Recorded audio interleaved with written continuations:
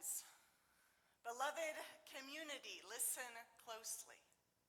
Today, we remember Jesus' triumph entry into Jerusalem, a moment etched into our collective memory. Today, the air vibrates with echoes of shouts, shouts of joy, shouts of welcome, shouts of Hosanna. Blessed is the King who comes in the name of the Lord. Peace in heaven and glory in the highest. They rise from the dusty streets of Jerusalem, a chorus of hope greeting a king riding not on a war horse, but on a humble donkey. Feel the energy of that moment, the anticipation, the possibility, the sheer audacity of this peaceful procession in the shadow of Roman might. Jerusalem, a city teeming with anticipation, but also simmering with fear. The iron fist of Rome held them captive, their lives dictated by the whims of the empire, their security built on the backs of a brutal military. The air crackled with the tension of occupation. The ever-present threat of violence is a constant shadow. And then he comes, not on a magnificent war horse flanked by legions brandishing weapons of conquest. No, he arrives on a humble donkey, a symbol of peace, of everyday life, of service. This deliberate choice was not a lack of resources. It was a powerful visual sermon in itself. It was a stark and undeniable contrast to the power structures of his time, a direct challenge to the dominion of fear and the deceptive allurance of violence. Rome understood power through the lens of domination. Their strength lay in their ability to inflict pain, to crush dissent, to maintain order through intimidation.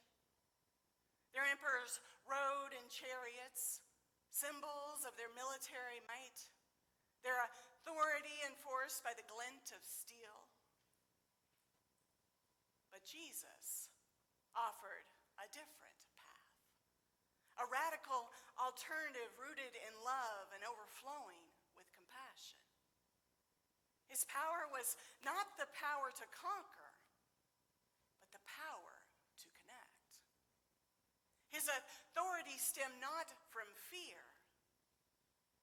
but from the profound resonance of his message of radical inclusivity, forgiveness, and unwavering love for even the most marginalized. The palm branches laid before him were not just a symbol of royalty. They were a recognition of a different kind of king. A king whose kingdom was not built on earthly power, but on the transformation of hearts. The shouts of Hosanna were not just a plea for political liberation from Rome, but a yearning for a different kind of liberation. Liberation from the shackles of fear, the cycle of violence, the dehumanization of the other. But listen even closer. Beneath the jubilant cries, can you hear the silence? The silence of the oppressed, the silence of fear, the silence imposed by an empire built on violence and sustained by the crushing dissenting voices. Rome understood the power of the muzzle. Their strength lay not only in their legions, but in their ability to silence truth, to extinguish the flames of resistance before they could ignite. Jesus' entry was a deliberate disruption of that silence. His very presence, his chosen mode of transport, his unwavering commitment to love and compassion.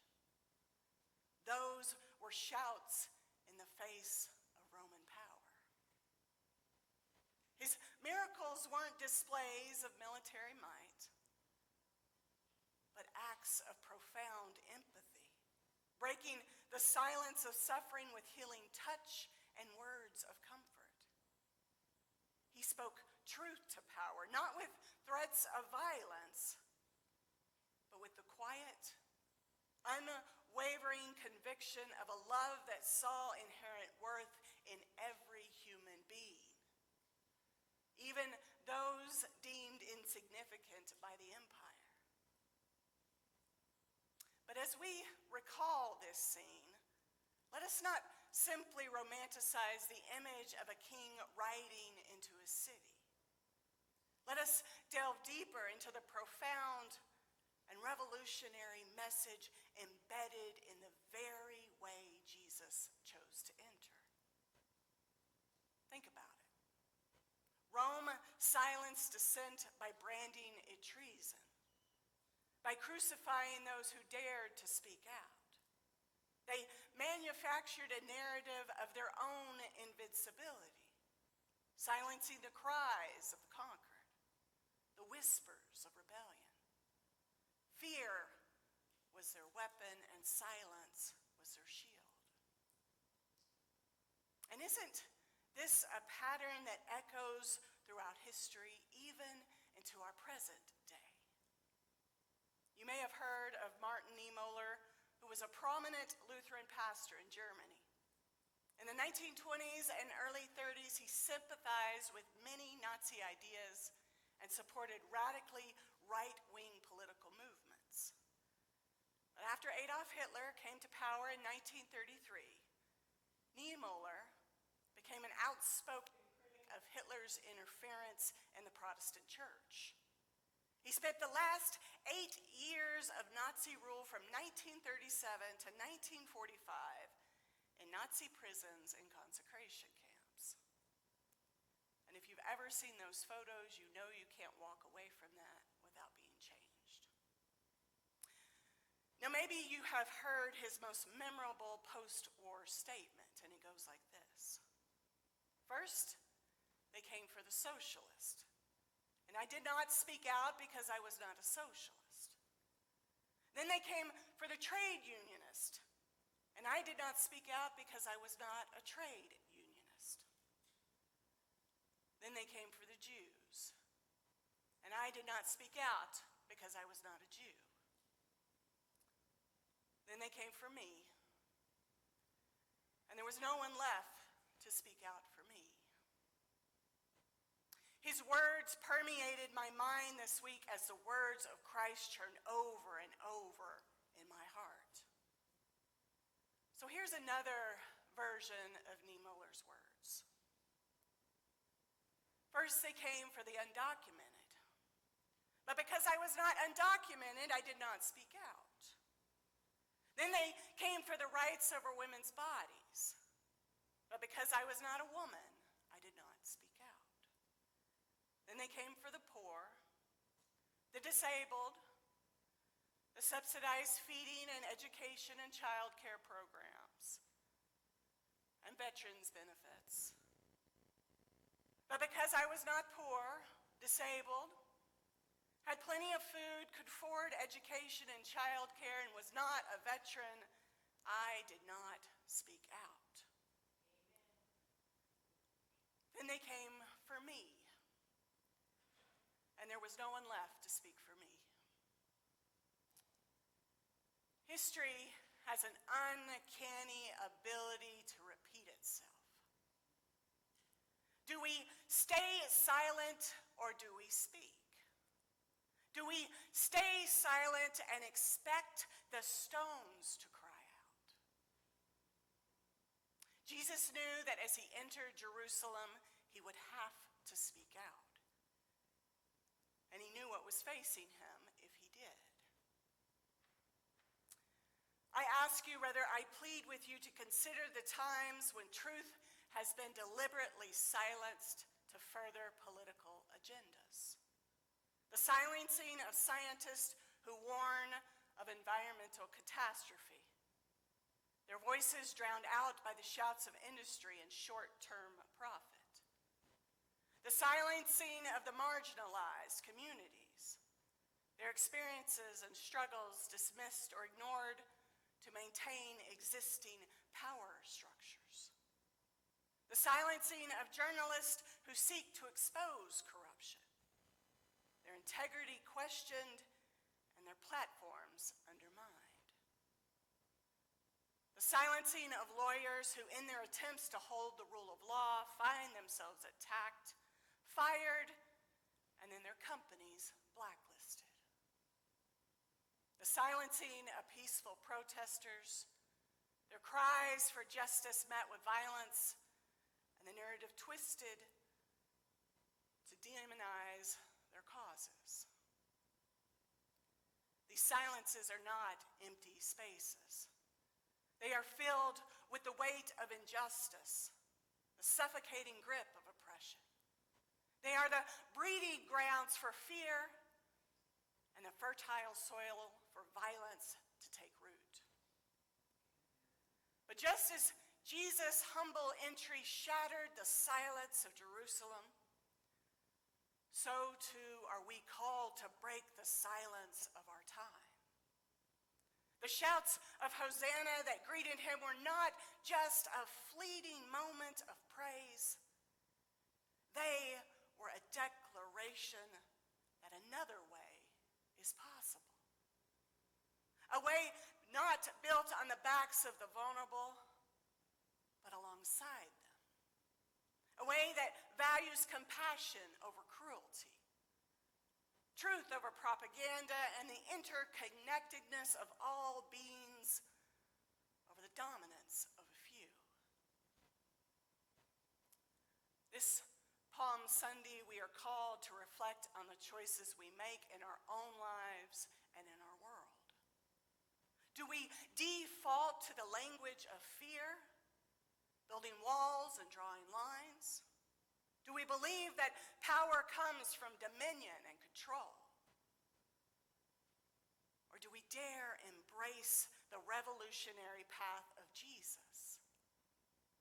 A path paved with empathy, understanding, and a fierce commitment to love. The challenges we face today may seem different from those faced by the people of Jerusalem. The underlying dynamics remain. We see fear used to divide communities, violence employed to resolve conflict, and the powerful often prioritizing their own interests over the well-being of the vulnerable. We are called to use our voices. Not with weapons of anger and division, but with the courageous clarity of love and the unwavering conviction of justice. We are called to amplify the voices that are being silenced, to speak truth to power in our own spheres of influence, however big or small. This Palm Sunday, let us echo and let us shout. Let us fuel our voices and proclaim there is another way. There is another way. A way that sees the inherent dignity in every single person, regardless of their backgrounds, their beliefs, or their status. A way that prioritizes the well-being of the planet and all of its inhabitants over narrow self-interest. Way that seeks to build bridges of understanding and reconciliation instead of walls of division and fear. A way that recognizes that the true strength lies not in the power to dominate, but in the courage to care. Let our shouts join the chorus of those who have dared to dream of a more just and compassionate world. And in the moments when words fail us, let our actions speak volumes. Let our lives be a testament to the transformative power of love, compassion, and unwavering truth. The journey of Holy Week will take us through betrayal, suffering, and death. But it begins with this powerful image of a king who chose humility over pride and love over violence. As we wave our own symbolic palms today, let us commit ourselves to embodying that same spirit in our own lives.